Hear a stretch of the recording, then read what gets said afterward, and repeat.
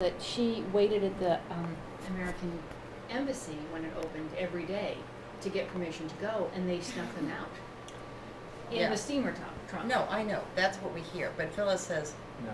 That's not that true. wasn't it. They had to come out through, not just get on a plane and come from Russia. They essentially escaped from Russia.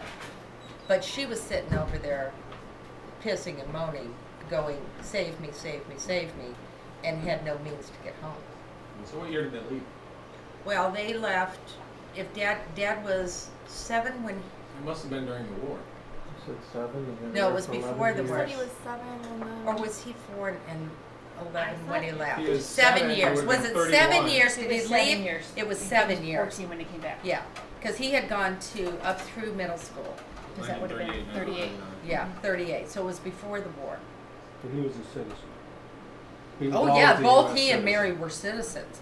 He's And a- Mary got sick over there and got meningitis over there, and the medical care was so bad. Of course, it might have been here too, but that's why she ended up with severe CP, is from essentially poorly treated meningitis. Hmm.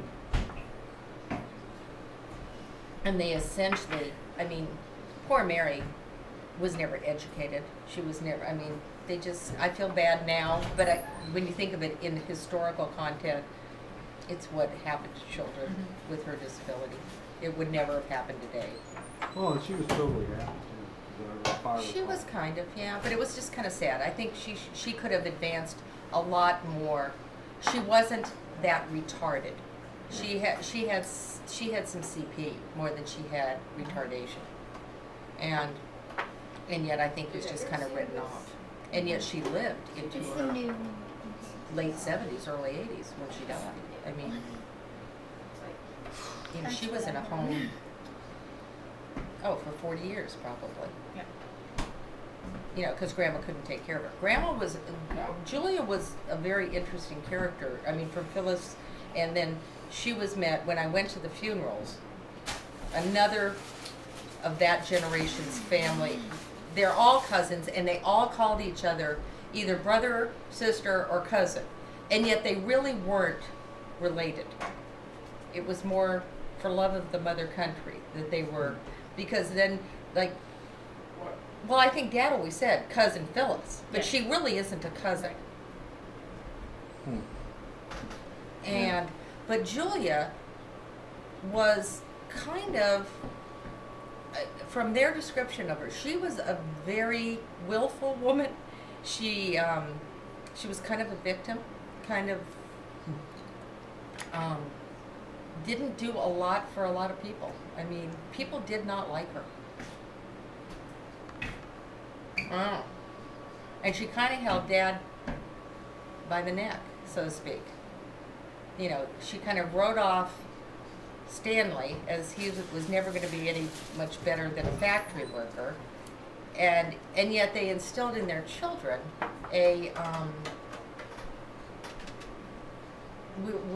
as we were talking about, the value of education.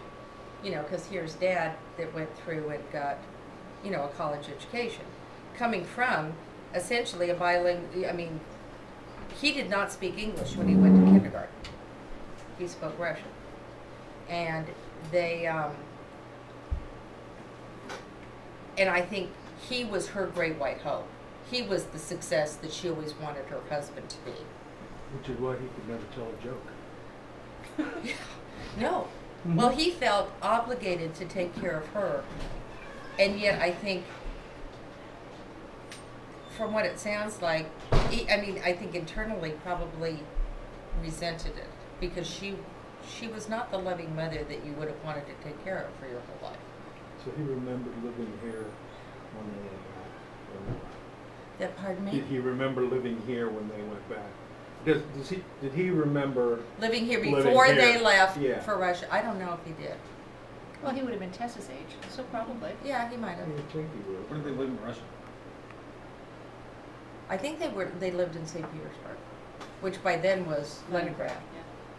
Yeah. Yeah. And they went through that whole thing over there.